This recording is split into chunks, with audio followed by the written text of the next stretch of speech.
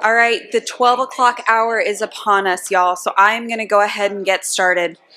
Guys, my name's Ashley Bailey Klassen. I have the distinct pleasure of introducing our two next speakers. This will be on the ethics and professionalism in anesthesiology. I do want to set a little preamble of what's to come. However, just like our other sessions, we will have some time at the end for some questions. So if you come up with anything, please hold your questions till then. And I want to pause for half a moment and remind everyone of the reason we are here, our patients. Some of the topics may be a little tender, but today we're going to focus on the clinical aspects of the best way to take care of our patients. Part of our job is to ensure that all of our colleagues know the best ways to take care of the patient that presents in front of them. So with that, I'm going to introduce Dr. Amy Burkett. She works as an OB-GYN hospitalist and centering pregnancy facilitator with the Cleveland Clinic. She is the current ACOG District 5 Legislative Chair and the immediate past Ohio ACOG Chair. A lifelong Buckeye, she attended Northeast Ohio Medical University as a BSMD student and then completed her residency at the Ohio State University Medical Center. She has been involved in physician and women's health advocacy for over 15 years, starting as the OSU program representative to Ohio ACOG and then working her way up to her current position. Her session today, she will start off her session with her lecture on the perioperative implications of overturning of Roe. So with that, please help me welcome Dr. Burkett. Thank you so much. First, a disclosure. I have no financial disclosures, although I always say that I'm always looking for them. ACOG does pay my travel expenses for ACOG-related events, so that would be the only financial assistance I get. My next thing is my formal disclosure. I do work for the Cleveland Clinic. I do not speak for the Cleveland Clinic. I also do not speak on Twitter, Facebook, Instagram, or in this talk for the Cleveland Clinic, OPRR, which is the Ohio Physicians for Reproductive Rights, ACOG, or the OSMA. I am also not a lawyer, although we are going to talk about legal things. Please do not construe anything I say as legal advice. So, this is what we're going to learn about today. We're going to talk about the SCOTUS decision. We are going to address potential legal concerns for on-call surgical teams, including you as anesthesiologists. And we are going to review self-managed abortion and their potential perioperative complications. I understand that this is a controversial topic for some and can be difficult to think about. But I also feel as an OB-GYN, it is important that you, as my colleagues who could be there at 2 a.m., understand what the potential surrounding concerns are after the Dobbs decision. I will also preemptively say that I could do an hour-long talk on each one of these objectives. And so my goal is kind of a higher order cover of things, introduce them, and push you to do further research, particularly specific to your state, on what and the setup you have. So if you're at a big hospital, a small hospital, whether you're working in the ICU or in the operating room, and how you interact with your emergency room colleagues.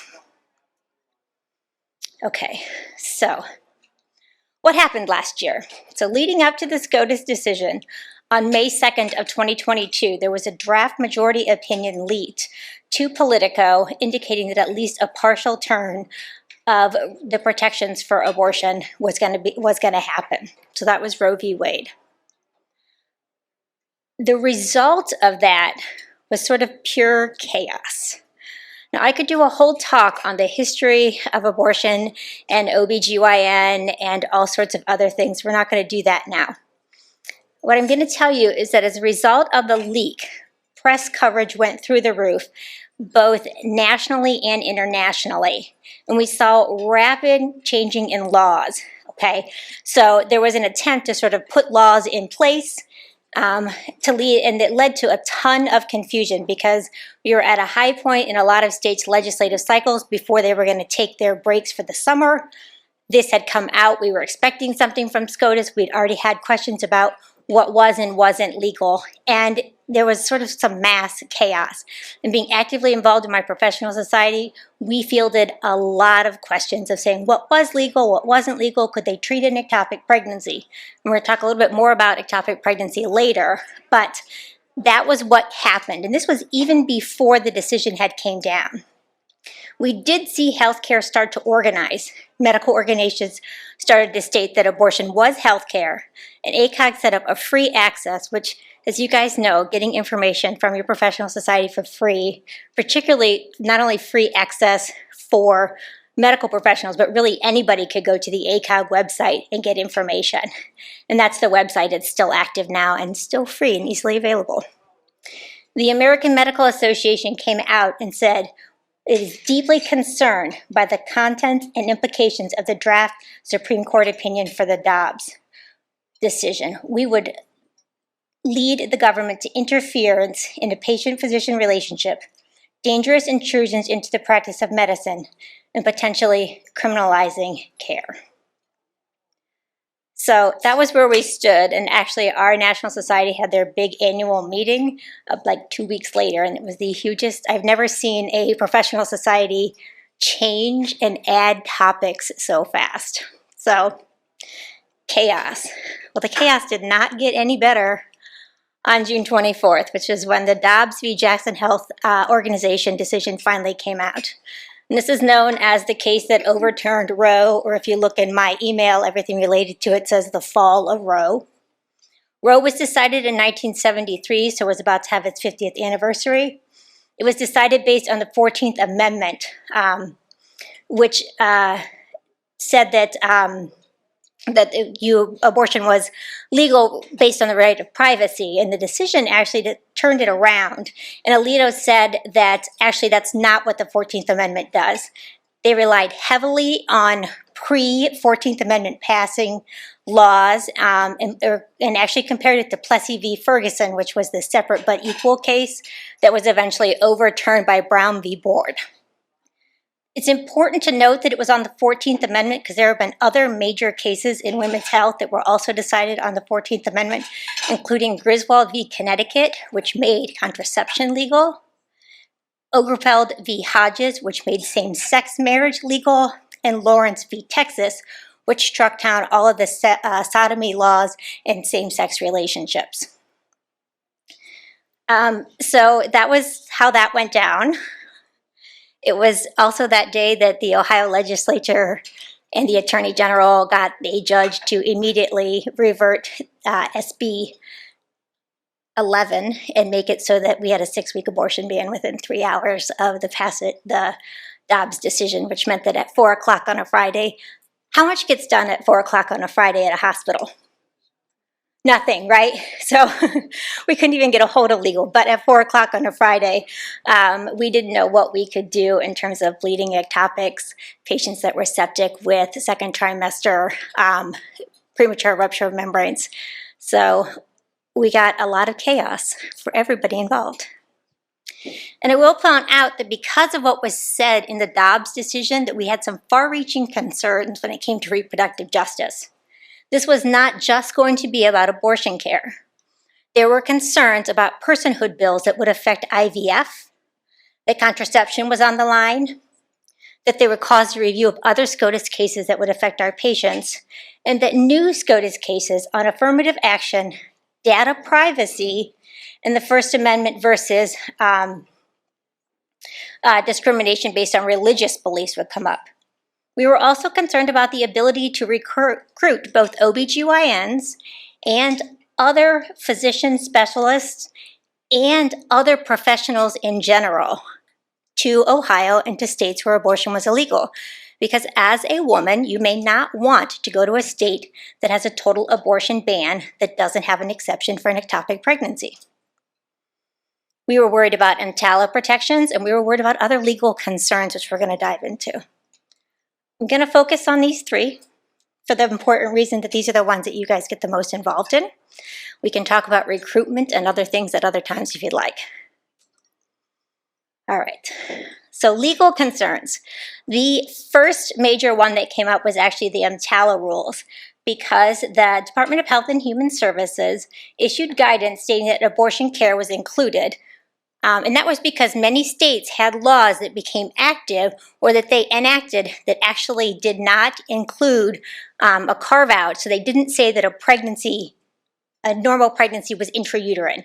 It was any time that cardiac activity was identified. So if you had an ectopic pregnancy that was within the cervix, within the cesarean scar, within the tube, or I've seen them outside of the female reproductive, so stuck onto the pelvic sidewall, that all of those were included within these laws because there was no carve-out.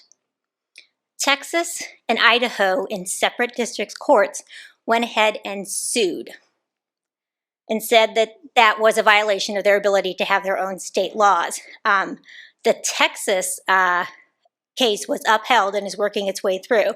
So in Texas, EMTALA does not apply for abortion, and I'm not sure exactly what that means for other areas, but they basically said that the Health and Human Services couldn't tell them that. The Idaho one was struck down, and so in Idaho, the EMTALA, the guidance is utilized or could be utilized. So that's sort of a little bit concerning if you, depending on where you practice, which federal laws play in your state can be put into question. So based on that, we also have the Texas SB8, which a lot of us, you probably have heard about the Texas Abortion Bounty Bill. This is the one where if you know of someone who lives in Texas who went and got an abortion, which is illegal, and then returned to the state, that you can sue them for that. It's a $10,000 reward if you are successful.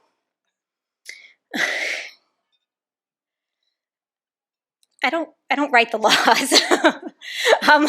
So other things that are working their way through the court system that you should be aware of is the Alliance for Hippocratic Oath is suing the FDA currently to say that after 20 years of research, so there was research that went on into Mifeprex, which is RU486, which is what it was known as when it was being trialed, or mifepristone, or a medical abortion, that is all faulty data, was decided on faulty information. The FDA didn't have any business approving it, that we are harming patients by utilizing it, and they want it struck down.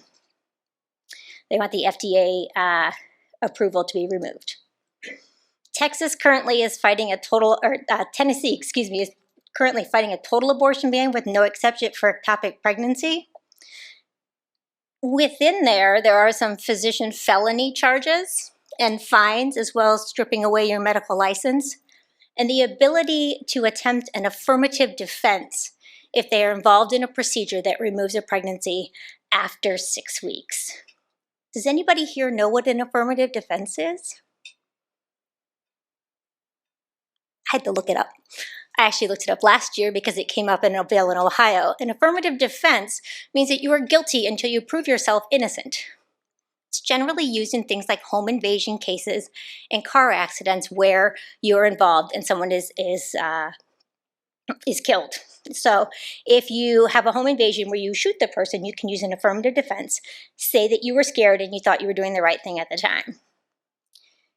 It's a criminal case.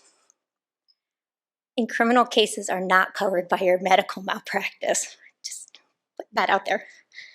So I actually have a card of a defense attorney who we've spoken to about pregnancy losses and things because of that. The final thing that comes out of this is that right now 24 states either don't have clinics, have near or total abortion bans, or are working their way through the court systems. It's a tough time to be an OBGYN. There are several things working their way through, but in Ohio, we are actually looking to amend the Constitution. We'll be the only state in 2023. There are about 9 other states that are trying to add this. In the last elective cycle, there were several that were struck down. So Kentucky tried to pass a bill, amendment that said that abortion specifically was not covered in their constitution, and the people voted against that. And in Michigan, the people decided and put in specific protections within their constitutional amendment in the state.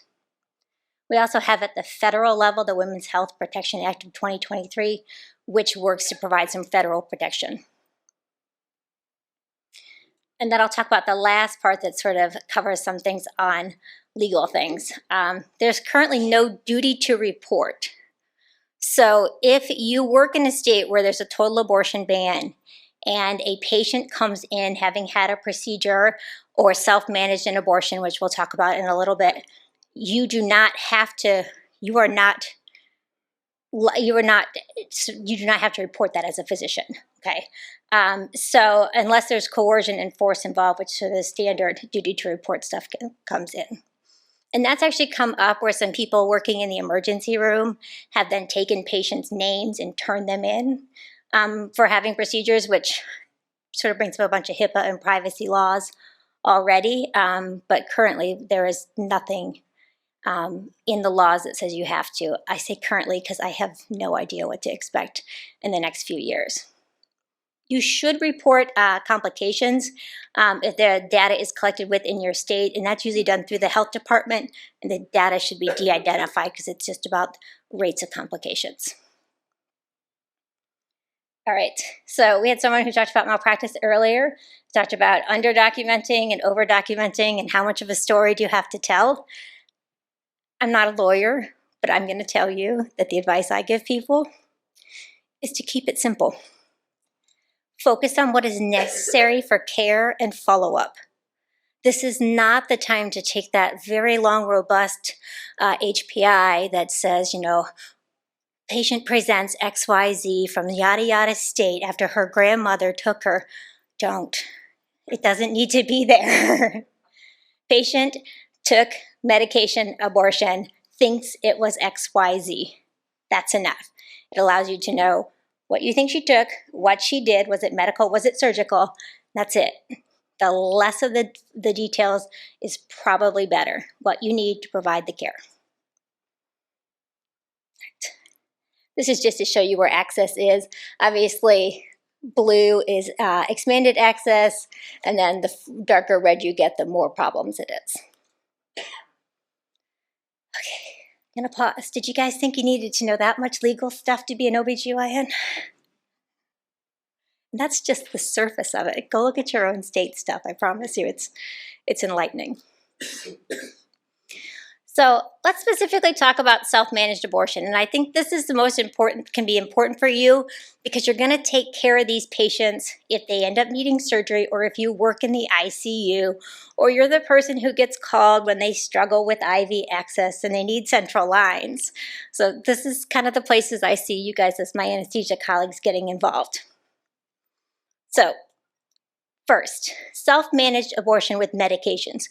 There are FDA-approved regimens, and they take the medications, they go home, they have miscarriage. They have, and it looks like a miscarriage. So they take the pills, it creates cramping, they have bleeding, pregnancy passes. They can get that at traditional clinics where they go in, do written consent, waiting period if it's required by the state. There are telemedicine, and for some, you can actually do this through international telemedicine. There's also the fact that they could get these things illegally or illicitly. There's a lot of ivermectin being stolen from veterinarian clinics. Misoprostol is actually used. One of my hobbies for wellness is I have a horse, and we actually use misoprostol for hindgut ulcers. It's a induction and is part of miscarriage management. And so they could potentially get misoprostol to take alone through veterinary sources or other online sources. And then methotrexate, which is traditionally used in rheumatoid arthritis and can also be used for treating of gestational trophoblastic disease, is used. We use it intramuscularly for the management of ectopic pregnancy. There are some studies using it both oral and intramuscularly for pregnancy termination. It is not as successful, but people will try what they can find on the internet, right? So if you have a friend, family member, or you can find some methotrexate, they may try these things. And so the internet's a great thing in terms of how much knowledge we can share, but patients can get a lot of information to do harmful things to themselves. Complications, incomplete abortions, they can come in bleeding, they can come in hemorrhaging. If that, the cervix is open and they've been bleeding long enough, infection is a risk. If they take too much of it, they can end up with drug toxicities, particularly if they have underlying things like liver or renal or bone disease that can affect these. They also we may see these people be much sicker than if they had gone to a clinic and obtained it legally because they're afraid, right? They don't want to go in and tell someone that they took these medications, that they obtained it from, from a pharmacy, that they got it online. So they don't necessarily going to want to do that. Or if they traveled out of state and are now coming sort of potentially, like if you're here in Chicago, you could have people who come through here or get treatment here and end up going, back to Ohio. So if you're here, you may see these patients. But if you're between here and where I live in Akron, it's a decent driveway and you never know who you're going to see. So that's kind of how these things happen. All right. So those are the FDA-approved medications that they can use in certain ways. The internet has also given us some old-time remedies for unwanted pregnancies. This actually started, there were some TikTok videos on vitamins and herbal concoctions, including pennyroyal. If you're old like me, you remember that there was a Nirvana song about pennyroyal tea. Mugwort, black and blue cohosh are supposed to be like estrogen-ish. Some people use them for postmenopausal symptoms. I don't recommend it for that, and I don't recommend it for pregnancy termination. Evening primrose is the same thing. They use it, some of the old school midwives will use it as a cervical softener. Again, don't recommend doing that because in the high doses that you would potentially need for this, they can actually cause liver failure, renal failure, myelosuppressions, seizures, and actually are teratogenic. I suspect as anesthesiologists that list of toxicities are not necessarily things that you want to have to be dealing with. Okay. And the last and sort of the worst of these that could potentially happen, because you can go online and Google how to do a D&C, whether it's for postmenopausal bleeding, abnormal uterine bleeding, an incomplete miscarriage, or a pregnancy termination, and find pictures. You can also buy the instruments to do this online, which I know is a horrifying thought that you can actually buy an iPass, which is the manual vacuum aspirator. You can buy speculums. You can buy the metal dilators that we use. You guys have all seen at the back on places like eBay and Amazon, and you can sign up and create your own, sign up for your own account with the medical suppliers without too much question, because they're not medications. It's all instruments. The complications of self-managing your abortion is rare in the hands of a skilled surgeon, obviously, but for patients, if they don't know the anatomy and they don't understand that sometimes the uterus can be severely tilted forward, it can be scarred up from prior surgeries like cesarean deliveries, from endometriosis, it can be severely retroverted. If they overestimate or underestimate the size because of fibroids and how far along they are, can use the wrong kinds of instrumentations. And there's nothing good to get involved in that sits around the uterus. We have the bladder in the front, the rectum behind, and all of the vessels going down to the legs in between. So you can understand that taking blunt instruments through the fundus or the sides of the uterus can lead to hemorrhagic shock rather quickly. Okay, management of complications. I recommend utilizing the labs to evaluate for all of the toxicities. Call lots and lots of friends. Imaging for instrumentation abortion. So these are the patients that if they come in hemorrhagic or septic shock, quick abdominal scans on them while all of the stabilization is being done. Essentially like a fast scan for a trauma patient. Is there a belly full of blood? Do you see anything that identifies that there are fetal parts outside of the abdomen? It's a good idea because you don't have to wait to get them to the CT scan or the ultrasounds right there. Treat the shock and sepsis per usual protocols with large bore IVs. Know your institution's massive transfusion protocols, have pressors available, broad spectrum antibiotics. And then you get all of the typical airway concerns from all the progesterone and hormones, plus the added benefit that if they took any of the medications, they may have thrown some of them up and have caused some airway damage, oral sores and those kinds of things. So I think that's probably a good example of things. And then when I talk about hemorrhagic shock, this is where, like, if we can't treat ectopic pregnancies or patients are afraid to go in and be evaluated for pregnancies, if they've taken these medications thinking that they have an intrauterine pregnancy, they've gotten it offline, and they can end up with a ruptured ectopic pregnancy too. And so the same principles come into play. This is how you can get a hold of me, and we're going to hold questions till the end. But you guys have learned a little bit about what it's like to be on the other side of the drapes.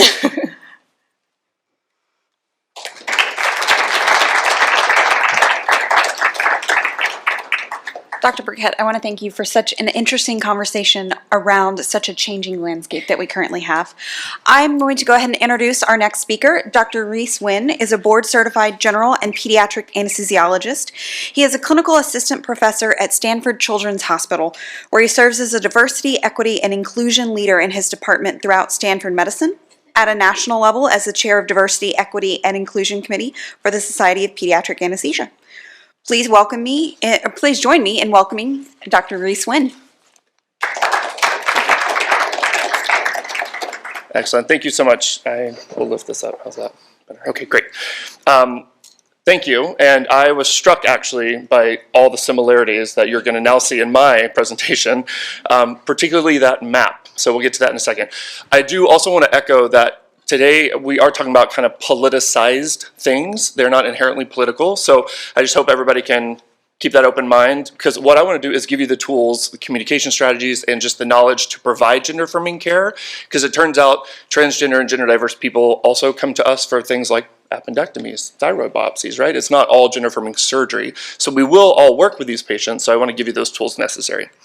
My disclosures are that I do have a grant right now from Stanford, particularly looking at perioperative gender-affirming care education for the hospital. I have to mention that. I too am looking for more financial. That's awesome. I'm going to start using that line. And then if you're a Twitter person, feel free to follow along. So like I said, the objective is we're going to discuss the factors that affect and impact transgender diverse patients' experiences within healthcare. And then I want to help us walk through formulating a safe and fully inclusive anesthetic plan for these patients. And then even talk about ways that we can improve your own practice, but also the practice of your systems, your policies, your hospital in general. So here's my version of the map. It looks eerily similar.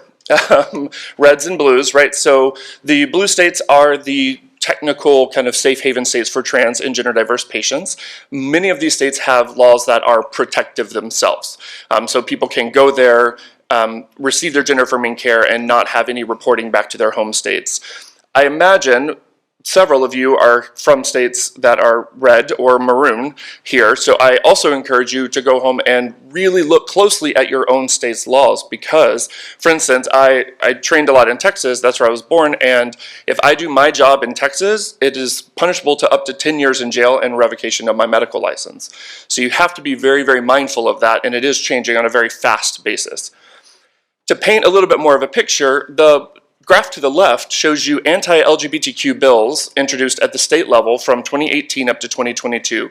You see this kind of drastic increase, right, as it becomes more politicized.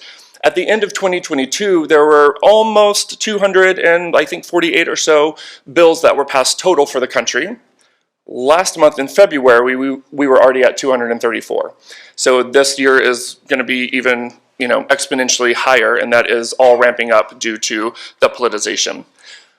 So I do want to backtrack and say I acknowledge everybody in this room is not coming to gender diversity at the same levels, right? So I really want to back up and talk about the very basics of gender terminology before we dive into gender affirming care. These terms, cisgender, or what you'll frequently hear is just cis. This is what I am. So cisgender means my sex assigned at birth and my gender identity are the same. They align. So when I was born, the doctor said, you are male. I grew up, I realized I have come into male, and I am a male, so I am cisgender, right? That's the majority of the population is cisgender. Now, the opposite of that is transgender. So anybody that is trans, it can be used as an umbrella term, is their gender identity does not match their sex assigned at birth, okay? Now, we can be a bit more woke, if you will, with these newer terms, and because Transmasculine or transfeminine, what these terms help us to understand is that just because somebody is trans does not mean they fit neatly into those binary categories of male and female. Are there trans men and trans women? Yes, absolutely. But are there trans people that identify more on the masculine side of things, but they aren't trans men? Sure. And so, for instance, a transmasculine patient or person would be someone that was assigned female at birth, but identifies more on the masculine side of the spectrum. So they would be transmasculine. So a couple other gender diversity terms. Agender. So these are people that do not identify or claim any gender whatsoever. There's also bigender, which is 50-50. They're smack in the middle of that spectrum because it is a wide spectrum, but they identify as 50% male and female. You also have gender fluid. So these people are, their gender identity, which again is the internal perception of who they are, can be fluid, right? It's in the name. It changes. It can change on a daily basis. It can change on a yearly, monthly, it doesn't matter. It's just fluid along that spectrum at any rate that they want. So that would be gender fluid. Gender non-binary is a term that many people hear because it's kind of the typical third gender of people, if you've heard that term too. And so non-binary folks do not identify in those binary categories of male or female. They're somewhere in between, but it's usually fixed. It's just a one point along that spectrum, and it doesn't really change a lot. And so they would be considered gender non-binary. These are the people that will often use neopronouns or the singular they, them, if you've heard of that. Because again, they're not he, him, or she, her in the binary categories. They use they, them. Another one is gender non-conforming. Sometimes people will use gender non-conforming and non-binary to be equal, and that's okay. But typically when I hear non-conforming and all of my friends in this community, it is more talking about gender expression, which is the external, how you perceive or how you present yourself in the world, right? I have a 10-year-old daughter, so I frequently have my fingernails painted, okay? I love it. I'll go to professional meetings and have a full-on manicure and they look fierce, right? But that is a more, quote, society feminine thing to do, right? Is it? No, men can have their fingernails painted. That doesn't matter. But society says it's more feminine. If I wore a dress today, that's more feminine. But that doesn't change anything that's on the inside, right? It's just my gender expression would be a bit more feminine on those days. So that's the difference, gender identity, internal who you are, versus expression, the external who you tell people you are. Now the next slide, I do want to say, trigger warning, we're going to use a couple words that are outdated and can be kind of violent sounding words. I just want to make you aware, because these are terms to avoid at all costs, please. Transsexual, transvestite, or tranny. Now admittedly, transsexual was the medical term. So if you're looking back in medical literature, you will see transsexualism this. A 16 or 60-year-old transsexual came in for this. It was used, and that was the term. Transgender wasn't there, it was just transsexual. But now it's taken on a negative connotation. People have pulled it, right? Misappropriated, I guess, the word, and now it's taking more of a negative side. So we've kind of transitioned away from using that term. Sorry, that was dumb. Transvestite and tranny, these are definitely negative terms that are often applied to the gender diverse community, but really they were negative. They started off not negative, but more negative, talking about like drag performers, people that cross-dress, stuff like that. So you will hear tranny or transvestite. These do not apply to the transgender and gender diverse population, and they are negative anytime you hear them, okay? Now this other one, transgenders, okay? The term transgender is a descriptive adjective. Okay, you are a transgender person, you're a transgender patient, you are a transgender woman, man, etc. You are not, oh, look over there, there's a group of transgenders. That's not how this term works, right? The same thing, being trans is not something that happened to you, so you cannot be transgendered. That's also incorrect. And you'll hear that one very frequently. People be like, oh, have you seen the patient in pre-op room 4? I think they might be transgendered. No, it didn't happen to them, right? They are a trans patient though, okay? So that's just a little bit of grammar. So transgenders or transgendered is incorrect. It's just that descriptive word. Hermaphrodite is one that a lot of us were taught in medical school. This is one that was used to kind of describe male and female parts, right? What we now are talking about the intersex biological sex category. You have, male, female, but you also have intersex, right? So hermaphrodite is the old term for this. Intersex is a wide range of differentiation of sexual or disorders of sexual differentiation, kind of mutations and things. So we shied away from hermaphrodite as well. Now this one is kind of the newest one that we're trying to steer away from, but it still happens a lot, and that's F to M or M to F. These terms came about because they're descriptive, right? If I say, oh, that patient is F to M, that tells me that they were assigned female, but they're a trans guy. That's what F to M, right? Female to male. But again, kind of like those woke terms earlier, it's not everybody fits in those binary categories. So F to M does apply to some people if they're a trans man, right? Fully in the binary, they're a man, they're F to M, that's correct. But not all of our patients are in that binary category. And so we would no longer use F to M or M to F. This is when we will say things like transmasculine or transfeminine. It tells you the same information. Transmasculine is somebody that was assigned female at birth, but is more masculine, right? So that would be the F to M. And then please, please, please, please, please, please, please. Patients have access to your records now, right? I've seen these in medical records, and you betcha I call these providers. It's a personal phone call for me, right? He, she, shim, or even it. I've seen written, I hear this spoken, especially in the operating theater. Once the patient's asleep, people kind of relax and feel more comfortable in their transphobia, and so they'll say things like this. But please understand that this is just not correct in any in any sense of the word. So why do we need gender affirming care? Why does this even matter, right? What we are treating is gender dysphoria. Again, being trans, being gender diverse is not a diagnosis. Just like back in the day, remember being gay was the diagnosis? Not anymore, right? The mental, the physical, all these changes that happen due to your sexuality or your gender identity, that is what we're actually trying to treat. So gender dysphoria comes in many different flavors. You have your social dysphoria. Can I be out? Can I change my gender expression, right? Can I wear jewelry, makeup, change my clothes, cut my hair? Are people going to accept me? Do I live in a state where it's even legal now? Am I going to be hurt or attacked? These are all social dysphoria. Do I change my name? Do I change my pronouns? Can I be my authentic self? That is social dysphoria. Your body dysphoria is what we see the most, and again, I'm a pediatric anesthesiologist and I work with young adults and adolescents up to the age of 25 for gender affirming care, and this is what we see the most, right? Imagine you're a trans man, right? So by definition, trans man, assigned female at birth, but you're a dude, and so now you're here and you're 12, 13, 14, and now your body's starting to change, right? You know you're a guy, but now all of a sudden your hips are widening, you're developing chest tissue, etc. Imagine that dysphoria for a moment while you're watching yourself turn into somebody that you know you are not. That is what is described as body dysphoria. And then same thing, kind of mind dysphoria, same thing, feeling uneasy about yourself, feeling uneasy about your emotions, etc. So all levels of gender affirming care are directed at fixing these things, right?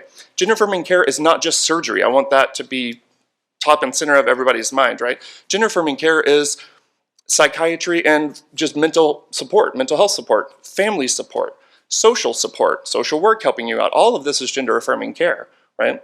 Then you can talk about hormones and surgeries and all that later. But this is what we're actually treating. So what's it like to be a trans or gender diverse person in our healthcare system? Well, in 2015, the trans survey came out. Other people just repeated the survey. We don't have the data quite yet. But back in 2015, a third of trans adults said that they've had at least one negative experience within the healthcare system, which led to almost a quarter of them avoiding doctors or hospitals when they knew they needed treatment. That is mind-blowing to me, right? Out of fear of discrimination, out of fear of being reported if it's illegal, etc., they avoided it. And so we have to figure this out, what we can do better to make that less so. This chart here shows you different types of mistreatment that people have been surveyed about. Now, I do also want to acknowledge that the orange dots, the ones to the further left, are transgender people in general. And then the more maroon dots farther to the right that experiences more percentage of mistreatment are trans people of color. Because even within the trans community, which is already a marginalized community, you have additional disparities for people of color.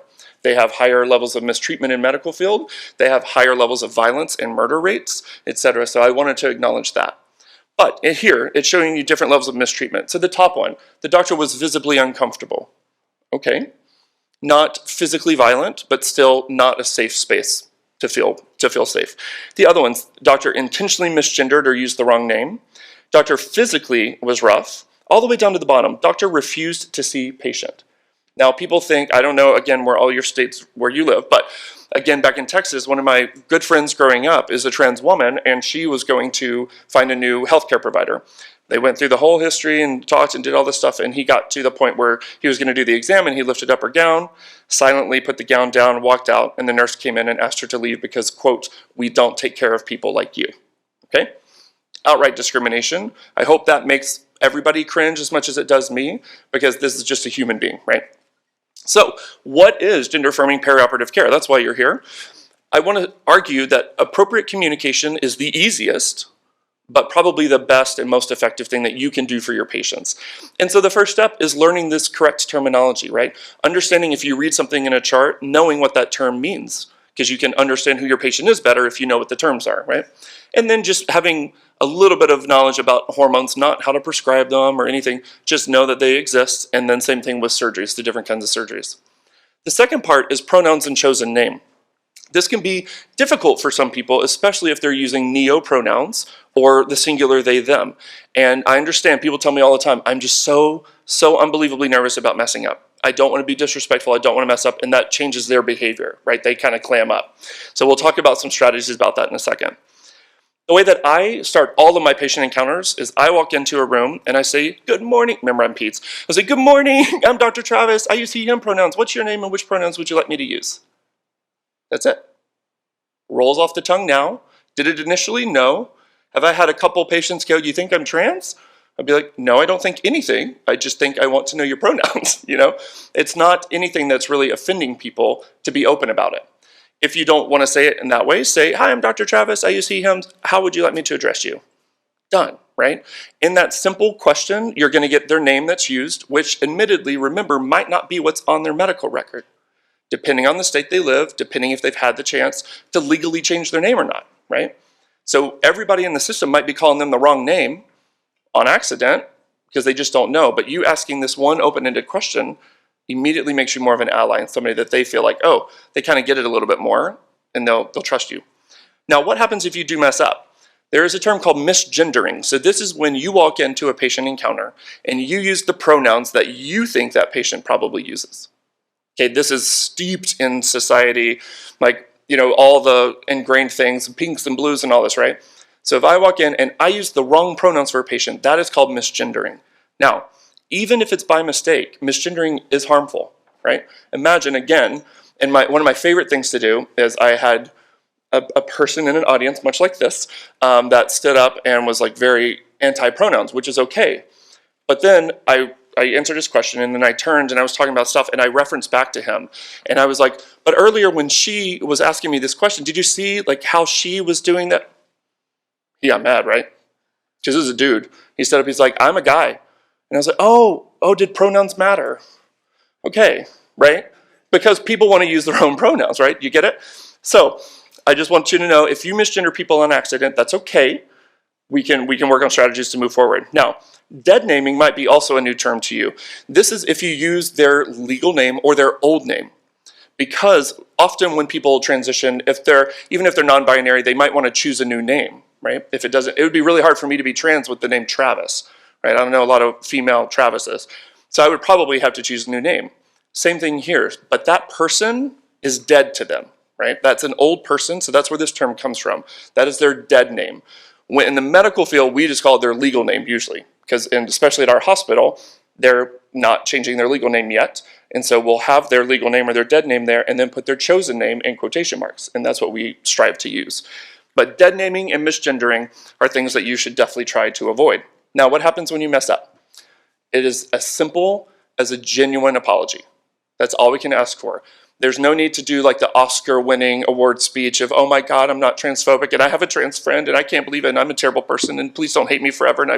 No, I've seen it happen. And often many of my friends say they feel like they have to like verbally forgive you and reassure you just so they can continue getting the care that they need, right? It's not about you. It's about the patient, right? The opposite is even worse when I've heard people go, "Oh, it's really hard for me. You know it's got to be hard, right?" Sure, right? But it's harder for them to be misgendered all the time, you know? And so again, it's not about you. So the way that I go about it is if I make a mistake, I look at them and I say, "Thank you so much for trusting me. I will do better. I appreciate that," and move forward. Okay? You can even apologize. If you want to say you're sorry, that's fine too, obviously. It's just got to be a genuine thank you. I apologize. Moving on, okay? And then, of course, try to do better. Other ways that we can support our patients in the perioperative space. Who here uses Epic? Look at all those enthusiastic hands. Like, yeah. They're not a sponsor of me, by the way. Okay, so Epic has what we call a SOGI tab, or Sexual Orientation and Gender Identity, or Gender Identity and Sexual Orientation, doesn't matter. You will find it in your rarely used section, okay? Click the little wheel, click on it, it'll be there. If your company or your hospitals chose to have that as part of the package, okay? What it does is when you have this, we've been able to develop with Epic on the national level, this tab, because you can put in pronouns, you can put in their gender identity, you can put in where they are on their gender journey if you want. And then for us, especially in the perioperative space, you can use an organ inventory. Now, these are not questions that you ask trans people if you meet them at a restaurant, right? People do this all the time. There's a weird obsession with trans people and genitalia, right? I saw it on a legislature, a state senator asked a trans doctor, a trans woman doctor who was there to testify. He goes, "Oh, you're a trans woman?" She goes, "Yes, I am." And he goes, "Do you have a penis?" Right? In the state legislature hall, it's this weird obsession. But your caveat is you get to ask that question because it does matter if you need a Foley. It does matter if they need a urinal or a bedpan in PACU, right? These kinds of things matter. It matters if they have a uterus, right? Because of pregnancy testing, which we'll talk about. But when you put in this information in the SOGI tab, it pops up at our hospital something we designed called a best practice advisory, where it will pull up anytime somebody is trying to get into the record, it will say, this is their name, this is their pronouns, this is their gender identity, and now for some of our patients, it says, is pregnancy possible? Okay? Everybody has to acknowledge this, so anytime somebody's going to go into their record and go into the room to see them, they have to acknowledge it. The other way that we've done is we devised this tiny, sorry it's small on the screen, but this kind of 4-color circle here that is on all of our surgery whiteboards or schedule boards. What that did was any time that somebody is trans or gender diverse of any sort that is on the surgery schedule for anything, not just gender affirming care, for anything, it puts up this little icon. What that allows is our pre-op nursing staff to assign our nurses that have gone through extra training with our team to then work with the patient. It allows our anesthesia assignees to put somebody on my anesthesia gender affirming care team with this patient. The PACU nurse would be on the team, and then the floor nurse would be on the team, right? Everybody gets to surround this patient with people that have had or undergone extra training. And it's just a simple little button that doesn't out anybody, right? We didn't use a rainbow, we didn't use a unicorn or anything like this. It's just 4 colors, and it just says gender diversity, right? That has been a profound help when we're scheduling. The other steps are not making any heteronormative assumptions or cisnormative. Now, what those words mean is that you walk in and you see somebody and you automatically assume that they're a binary cisgender and they're straight. Okay, so avoid any of that. This is good practice outside of gender diversity. I remember, I'm super gay, and I remember growing up and doctors would be like, which girl do you think is cute? And I'd be like, right? It's just a weird thing and you lose that trust. So again, I work at peds, and I hear this often, it's weird, right? You're trying to make conversation and then you ask these weird questions that I think are inappropriate anyway, right? So avoid those heteronormative assumptions. I once had another person point out, Travis, but you used this icon of a man and a woman and you don't want us to make heteronormative assumptions. I said, what about that icon is male and female again? Because I see like a woman in a tuxedo and then a dude wearing a cape or something, I don't know, a dress, right? Nothing about that is a man and a woman, but it's ingrained in us because of the bathroom signs, right? But again, getting away from those heteronormative assumptions. And then the last one is being a persistent advocate, right? So ensure all the perioperative staff are using the correct pronouns and the correct name. Feel kind of empowered to call people out if they don't, especially if it happens in front of the patient. That is a profound step.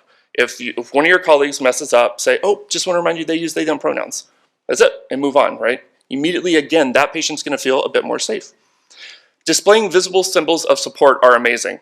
So that is my lanyard. I wear some flair every day at work, okay? So rainbow everything. I've got a cuterus button. You would like that? It's cuterus. It says cuterus. Anyway, I do that. And then pronouns everywhere. Pronouns are on Twitter. Pronouns are in my email. Pronouns are all over my badge. If I have to handwrite my name somewhere in, say, a patient room or something, I will put my pronouns. I'm cisgender, it doesn't matter, but it's all about kind of getting the cycle ready.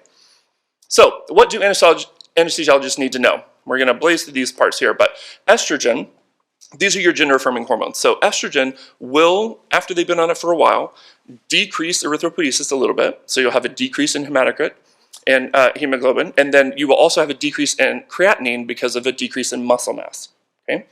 Spironolactone is often used by trans feminine patients for hair growth, and so we all know that that's potassium sparing, so that can increase your potassium. Now, gonadotropin-releasing hormone agonists, easier to call them puberty blockers, are things that we use in adults, young adults and adolescents, right? These are things like arm implants that will halt their endogenous puberty and allow them more time to figure out whatever they need to figure out before they decide to either continue down a hormone path or not. Because again, this allows them to stop that body dysmorphia, that body dysphoria too. Now, the cool part about them, and I put it here, puberty blockers are reversible. Everyone in here, they are reversible, okay? People freak out, right? I get hate on Twitter and threats and all this stuff because we're mutilating kids and we're doing all this stuff. No, put it in their arm, it halts everything. If they change their mind, you take it out, immediately their endogenous puberty starts and nothing's changed, okay? These are reversible. All it does is it's very much proven to decrease mental health risks, depression, suicidality, etc. And then the last one, testosterone, is the opposite. So it's going to increase erythropoiesis, increase your hemoglobin, hematocrit, and increase your creatinine. Now, in your own system, you have to think about your reference ranges. So is their gender marker their affirmed gender, right? So if it's a trans feminine patient, does it say female on there? Because when you're looking at reference ranges, that will matter, right? If it doesn't say female and it says male, but they're a trans woman on estrogen, the reference range and their possible results are not going to match up very well. So you need to be mindful of that. And the labs start to shift around 6 months after being on hormones to those more affirmed gender, and it's more in the adults versus peds. Now, pregnancy testing is huge. Must have, right, let's think what is required for pregnancy. It's a lot of steps, believe it or not. I know it happens naturally all the time, but it's a lot of steps. You'll be proud. Okay. You have to have a hormonally functional ovaries and uterus, right? You have to have receptive frontal sex with a sperm-producing partner. And I know there's like hormones and stuff too, but we'll let her, we'll bring that up in the Q&A. But anyway, those are the mechanics of it, right? You have to have all that stuff before you can even think about getting pregnant. So I want you to think very critically about your gender diverse patients, because we can make mistakes that are actually nice and kind of gender affirming. We can make mistakes that will totally destroy your clinical rapport, get patient discrimination complaints, etc. Because trans women, here we go, trans women were assigned male at birth. So they come in, they're 17, 18, 19, whatever, female, and just by the books for our EPIC and everything, pregnancy test is ordered. Okay, this is what I call an affirming mistake. Because you've affirmed their gender, which is great, but I bet you that test is going to be negative, right? So no harm, no foul, just a little bit extra time, maybe some money in your system. It's the flip of that, that's the problem. So your trans masculine patients, assigned female at birth, might fit in this category, right? They might have all the stuff. This is why the organ inventory is important, to figure out if they've had a hysterectomy or oophorectomy yet, right? And then so you have to decide, who do I need to test? How do I do that? How can I avoid discrimination? So it's really important to explain when it is standard. We do it before any hysterectomy, IUD, or chemo. Those are the absolute, no questions asked, you have to do it. Everything else is up for negotiation, basically. And in California state, once they're 12 years and up, they can make their own reproductive health decisions. So they could say, I don't want to have a pregnancy test at 13, and I'd be like, okay, let's talk about the risks and benefits, but you say no, great, we're going to sign this thing, and it's legal there, okay? And then using consistent screening protocols is good. Here's the challenges. Turns out it was really hard, at first, really hard to order a pregnancy test in EPIC on a 18-year-old guy. EPIC didn't want to allow us to order pregnancy tests on men. I get it, right? So we had to fix that. That was a big hurdle. And then just the pure act of requiring urine is probably the most gender dysphoric experience that they can expect, especially if they weren't told it was going to happen. Often it's just that peeing on a stick, quote unquote peeing on a stick, that is very feminine to them, and that causes a significant amount of dysphoria. They don't care if you're pregnancy testing, send off blood. They don't care, right? It's just more of that act, that kind of feminine act. So being mindful of that, especially in the kind of the post-fall of Roe v. Wade, right? You don't want to necessarily back anybody into a corner if they say they're not pregnant or they're not at risk for being pregnant, et cetera, and then forcing them to test and then maybe finding out that they're pregnant in a state that it's not legal to have an abortion or something. So being very mindful of that. So there are no verified evidence of drug-drug interactions. The only thing I want you to be mindful of is Sugamidex, because, again, here we go. Sugamidex, we think about oral contraceptive pills, needing a different kind of birth control for a couple days, etc. So if a trans woman is on estrogen, people ask me, can I give her Sugamidex? Yes, you can. Great. It will still encapsulate it. It'll change the levels just a little bit. But is pregnancy a risk?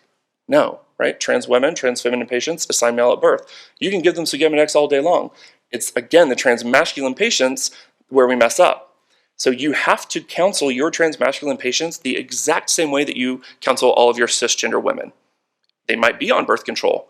They need to have a separate kind of birth control, because if you give them Sugamidex, they could get pregnant, right? So being very mindful of that again. Surgical history is important, and a lot of things really do affect us. It can be anything from hair removal all the way to vocal surgery, which is awesome, and we're going to talk about that. But then, of course, you have your top surgery, your bottom surgery, facial feminization, all these things. But we're anesthesiologists. I want to focus on this. There's something called an anterior glottoplasty or Windler's glottoplasty, and this is for a trans feminine patient. This is a vocal feminization surgery, because what is done is the ENT surgeons will totally denude the anterior 1/3 of the vocal cords, either by blunt dissection or via laser or whatever, and then they suture it together tightly. What they've done now is they've removed 1/3 of the vocal cord from kind of functionality, right? So imagine you've now made the string shorter and tighter like a piano, and now you have increased pitch of your voice. So I'm hoping this is going to work here. This is before and after the surgery. No! Into many beautiful colors. Pre-op. When the sunlight strikes raindrops in the air, they act as a prism and form a rainbow. Cool, right? Same patient. The rainbow is a This is a life-changing procedure because no matter what they look like, they will often still be misgendered on the phone, right? Drive-throughs, etc. So being mindful of that. And you can see here how it is closed up. It's formed that kind of tissue bridge. Now the biggest question I get is, when is it appropriate to re-intubate this patient later? And there is no, we've talked to ENT surgeons tons and tons, and there's just no consensus, right? So what we normally say is 4 to 6 months, allow it to heal, and then very carefully. But there have been kind of challenging airways, and that was written here in this case report, an unexpected difficult airway. This admittedly was with a double lumen tube, which we know is bigger, but still, knowing that glottic opening is going to be smaller is something that you need to know ahead of time so you're not caught unaware in the OR. Now, I know my time is out. I'm going to run through these slides. Here we go. Okay. The other big question that we get, and this is the last point, is estrogen in the perioperative space. So there's this whole mindset in the older generation of surgeons that estrogen, gender-affirming estrogen, causes increased risk of DVT, okay? Most of the studies out there are not bearing that out. Even if you're not looking in the perioperative space, they're not seeing higher rates of DVT in trans women, for the most part. This was, I believe, in 2017, somewhere around there, and they said, look, there's just not enough evidence to say we have to stop gender-affirming estrogen in the perioperative space. And so people are like, but why not, right? Like, where do we go from there? It's just insufficient research. And so every surgeon is going to be different, and every kind of practice is going to be different. It's based on individual risk-benefit analysis, right? Imagine if a surgeon says you have to be off estrogen for 2 weeks before surgery, you've put that patient in menopause. It's an abrupt cessation of estrogen, and that they're going to start feeling some of those same things through menopause, right? And so being mindful of that. I put this in here. It's just a shout out to my colleague, Dr. Remy Roquet, who's also a pediatric anesthesiologist and wrote this fantastic paper that has this wonderful resource. I'm hoping y'all can have access to the slides later to grab that, but it's a great thing, and I've gone through many of those things here. So I'm just going to leave you with this quote. Trans people frequently do not feel safe in the world. Even walking down the street can be frightening. Having a positive experience within the medical system can be deeply healing. And I hope now y'all are a little bit better equipped to be part of that healing experience. Thank you.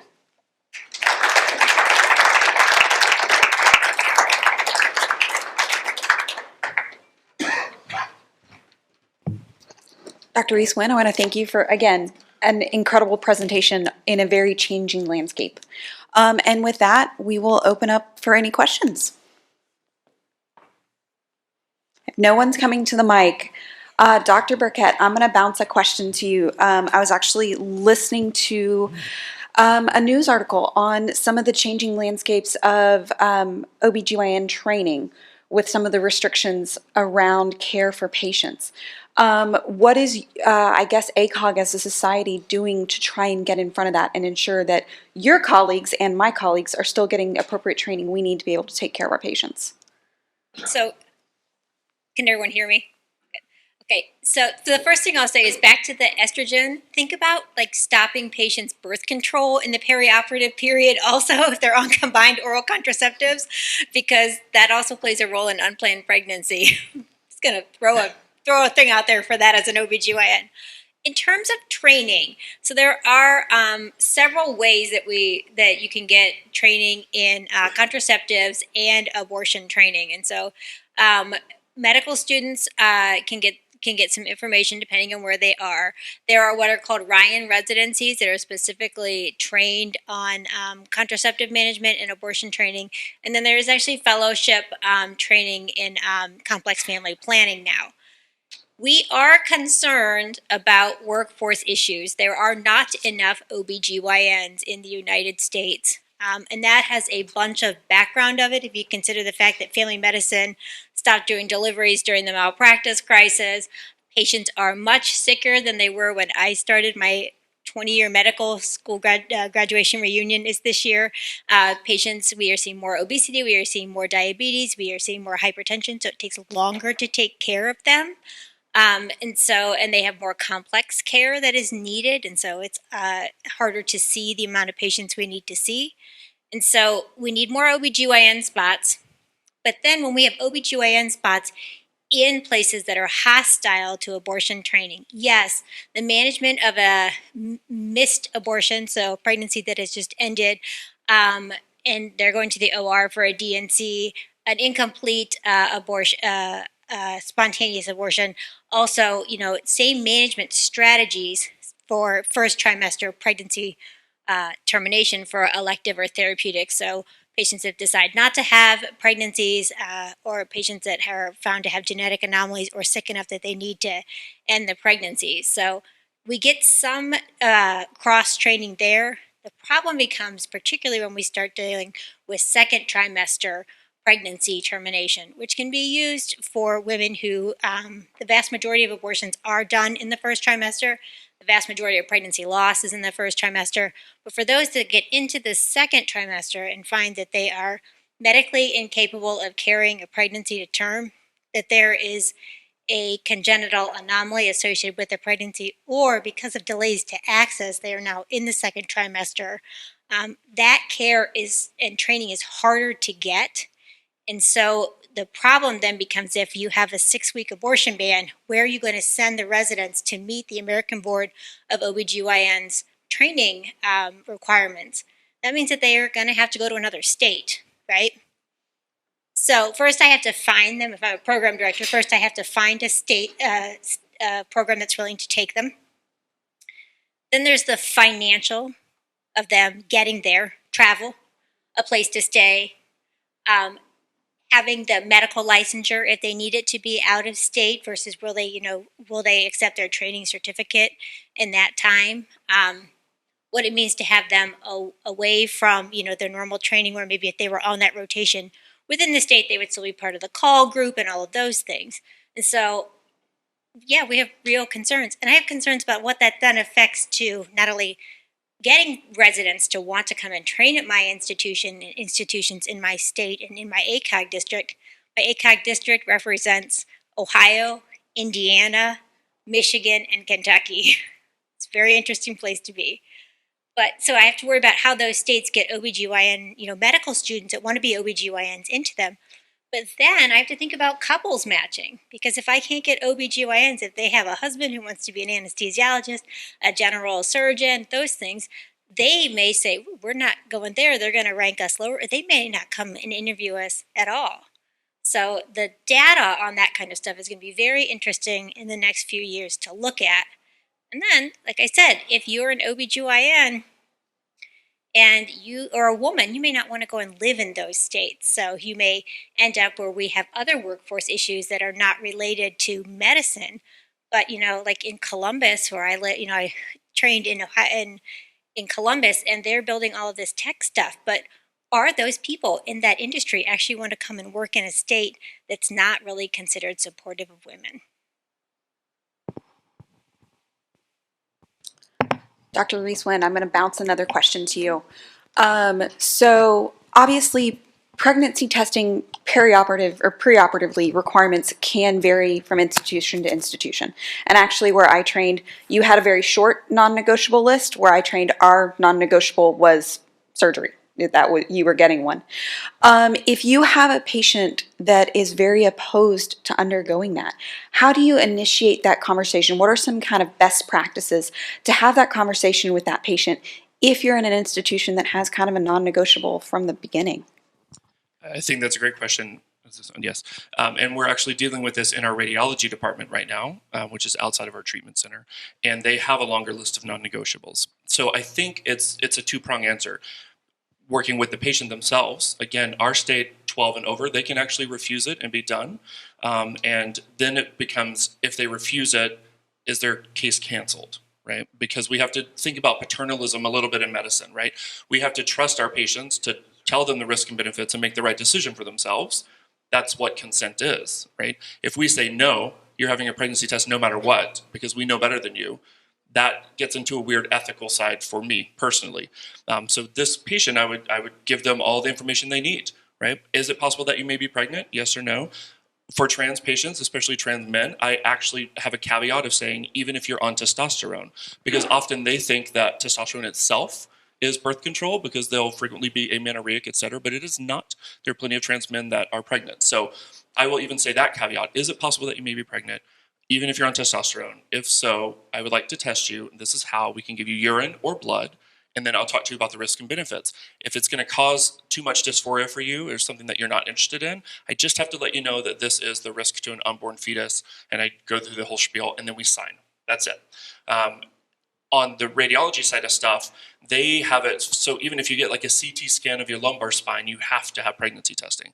I think that's silly. Right? I mean, that's one exposure, and it's something that we can trust our patients to say, hey, there is this risk to your unborn fetus. Are you okay assuming that risk today rather than getting tested?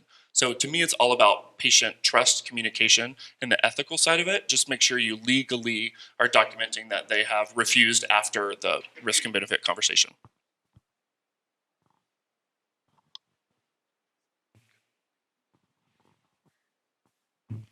I just wanted to ask a question. It's directly related to what you just said, just because one of our esteemed previous keynote speakers just explained to us that a judge in a court of law gives no concern for a consent, that you must follow your own institution's guidelines. As you know, Joint Commission holds you to it, even if it's disparate from other places. If you have that protocol or guideline, if you don't follow it and there's an adverse outcome, that the consent, even an informed consent, that in a court of law, they tear it up and say, I don't care about this.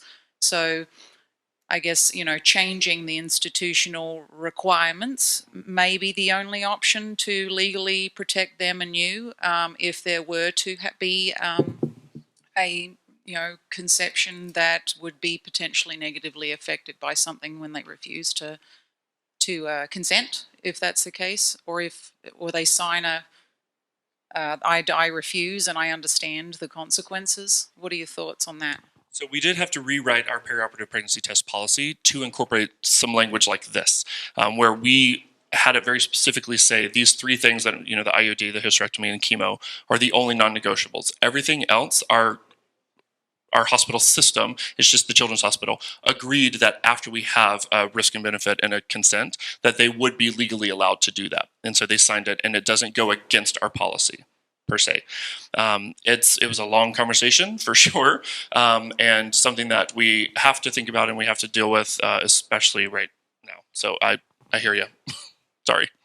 And I will say that being in Ohio, that does not at any time emancipate minors, meaning that minors in Ohio are not emancipated because they are pregnant.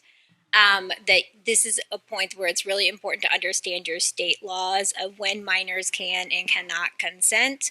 And then because I do pregnancy, I will care also. I will say that the amount of against medical advice from people who don't want IVs, who don't want sort of lots of things that we consider standard of care just because of what's sort of out there on the internet.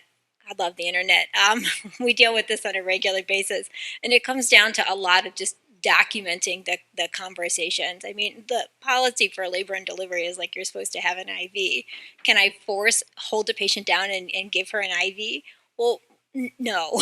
So can I, we've been told if you cut the umbilical cord before the patient says it's okay, that can be construed as assault. So it comes down to like the documentation, understanding the risk, getting your legal people and your ethics people involved. And sort of this is my world on a regular basis, and I'm sorry you're getting dragged into it. I had a question. So, when I was in my family medicine rotation, outpatient, there was a transgender male, but the parent didn't respect it at all. And the only reason I found it was an ER note that said, like rather than she, or it said he, instead of her assigned, but the family medicine notes all said she. And so I went in there and I introduced my name and my pronouns, but the mom is very anti, kept going against it. How do you deal with parents? That's fantastic. And this happens way too often, even in California, believe it or not. My sole responsibility in my mind is I'm there for the patient, right? But what I will try to do is if I know the trigger of the parent, if it's the pronouns, right? The parent has to be there legally. So I will just try to avoid the trigger. It turns out you don't have to use pronouns at all, right? Just use the patient's name, right? Just avoid it completely. And that's how I approach that. I've only had a couple times where I've had parents kind of escalate, and I had to have one parent removed from pre-op because it was getting a little physical, actually, because they were just getting so mad that people were affirming, right? The other parent was great and stayed and was very embarrassed, right? And so I would say that if the trigger is pronoun, just avoid them and just, I'll take great care of Carter today, right? Great. And so nobody's going to get mad. The other problem is if they don't acknowledge their chosen name, right? If that's the case, I always say, with all due respect, your child is my patient, and I'm going to use the name that they've asked me to use. And that's it. So that one I won't yield on. I will use their chosen name, but pronouns you can totally avoid if you want. Okay, yeah. Thank you.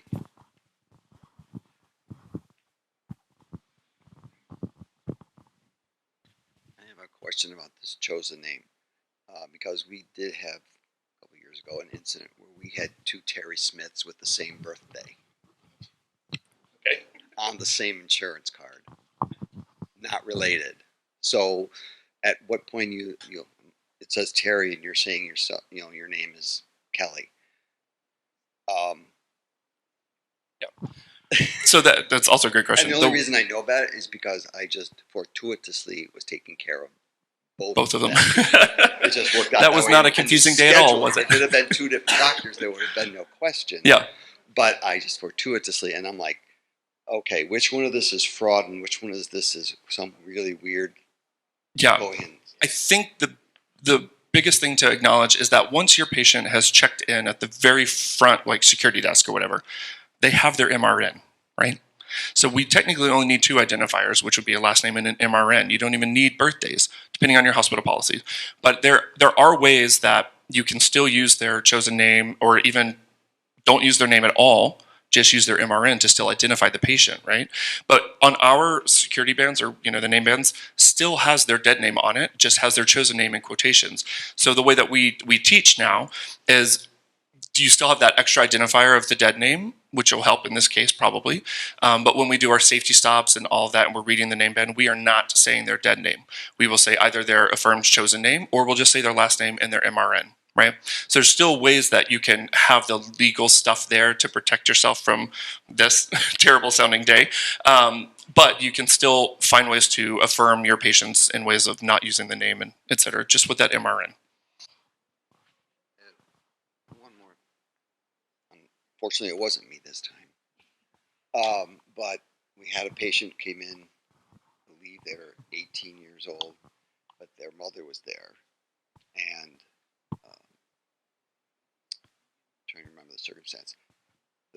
The anesthesia guy went in there and said their name, which happened to be a non-gendered name, Terry, and then used the he because they were in full beard and everything like that, and the mother went insane to the point of where she was screaming at this one person. He apologized, said, "Oh, I didn't know because your name is Terry, and that could be either way." And she went nuts, and they got her calmed down, had the surgery.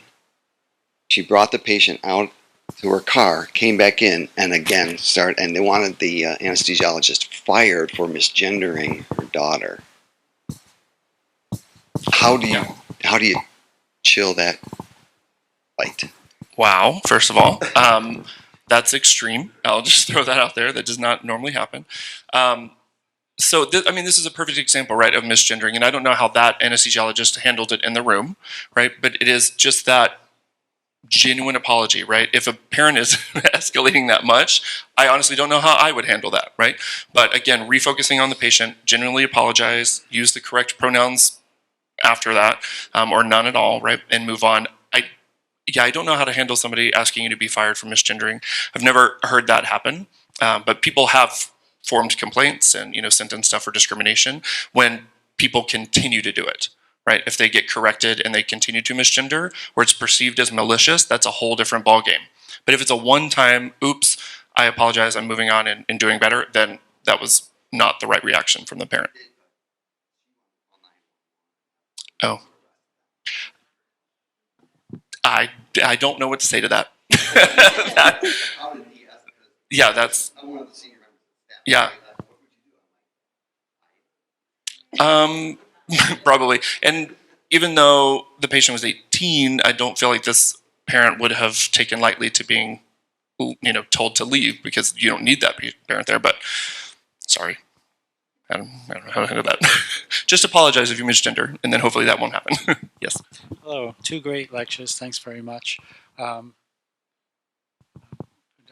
Nguyen, I probably won't have all the details for this, but there's a lot of unintended consequences with this whole topic, and one of which came, a radiologist in my hospital was saying how difficult it is for him if he doesn't get complete information. You can imagine somebody transgender has a CT and now they're coming back, and usually you compare it to a prior CT, and if he doesn't have that information, it can really be problematic. I wonder if you can comment on that. So I'm assuming this is in the context of undergoing hormone or surgery? So comparing CT to CT, I guess depending on what they're scanning, right? Because there's not a lot that would change with estrogen or testosterone therapy, other than fat redistribution, that kind of stuff, facial feminization, all that will happen. So if it's for kind of surgery planning and you're looking at the mandible, pre and post hormones or something, that would change. But this is again where it's important for the past medical history, the past surgical history, and all the notes that we write, just making sure that we are thinking about gender affirming surgical procedures, right? It could be this glotoplasty, and now the laryngeal inlet is smaller, and that's noted on the CT. Well, good on them for seeing that, right? But there is a reason why, and we would see that in the past surgical history. So putting in that information, I think, is important. But we also have to think very hard about, not just because they're trans doesn't mean that has anything to do with the problem. There's something called trans broken arm syndrome, where trans people will go in with something totally unrelated, and people try to point to being trans, right, or being on estrogen. They're like, no, I fell and broke my arm, right? That's the thought behind it. So keeping that in mind too, but making sure that we have detailed notes to know what their history is, both medical, whether it's hormones or surgical, I think would help clear that up if they're comparing different scans. Yeah, I think part of the issue was he didn't, and again, I may be losing this in translation, but they take a CAT scan and they compare it to an old one, but if he's not aware that this patient even has an old CAT scan and now there's a lung nodule or something that gets missed because it wasn't compared to an older CAT scan. Are you saying if it's in a different medical record, a different name? Or I'm confused why they wouldn't have access to the old scan. Is it if they change names or something? Yes, again, Gotcha. Okay. it was something with the system. It was a systematic problem. I don't know if it was medical record number or. So typically medical record numbers wouldn't change. I get you now. Sorry, I misunderstood initially. Medical record numbers usually don't and shouldn't change, right? Because the patient themselves haven't changed. The name can change, and that can be confusing if it's their old dead name on a CT, a CD of a CT, you know. But in their medical record itself, if that scan is in there, they should have access to that. So if your systems are doing that at your home hospitals, I would look at that critically, right? They don't need to start a brand new medical record. In fact, I think that would be actually bad because you're losing a lot of the pre-work before transition. I guess kind of to jump on that same topic, could you see a point of confusion being if this person,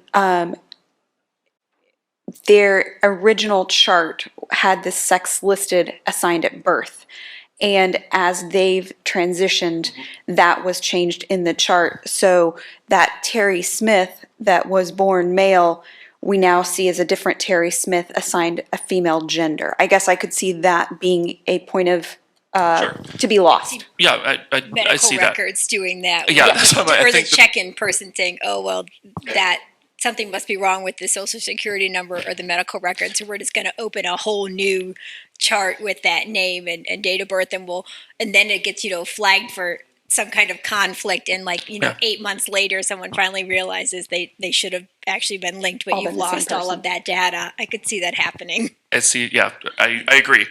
I don't know how to fix that. But I can see that happening, sure. And also, you just used the singular they like a pro. It was awesome. Did y'all pick up that? Nice. If a patient comes in they, I was like, yes. See, I'm learning. Guys, I want to applaud you both for unbelievable educational and informative lectures. Oh, I'm sorry. No, another question, please. I just thought of something as we develop this topic to be more respectful for patients. So in the adult world, so this is for you, Dr. Reese-Wynn. In the adult world, a lot of my patients are older than me, and out of respect, a lot of times I won't use their first name. I'll use their last name, and then I use Mr., Mrs., Miss, which could be offensive in this situation. So if you could comment on that, and I should probably be thinking about my practice potentially changing it, and also do any transgender patients change their last names as well? I haven't really heard of trans patients changing their last names, except for other normal reasons to change the last name. But talking about the honorifics, so we hear this a lot, actually. Sir, ma'am, Mr., right, miss.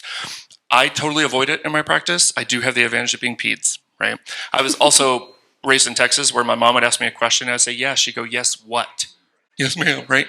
So it was ingrained in me and I had to get rid of that. I would suggest just trying to get rid of it. I know it might seem less respectful, especially if you don't know their gender identity, right? If you walk in and you don't have that data and you don't know what gender identity they are, I just wouldn't use them, right? But if you have all the data and just use the honorific, that's okay. But if you can get rid of that out of your practice, it's even better. Same thing with saying like, hey guys, right? A lot of people society says that's fine, and a lot of cis women are used to hearing that. Hey guys, oh yeah, that applies to me too, right? But when you're in smaller groups or you're working with gender diverse people, if you walk in and you say, hey guys, that can also be a little dysphoric. So lots of things we can change.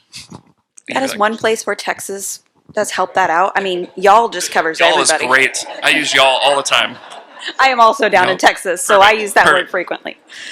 Guys, with that, I'm going to bring this session to a close. I want to thank you guys for both great presentations today. And I want to applaud you both for bringing it back to the whole reason we're here, surrounding our patients with the best support and care possible.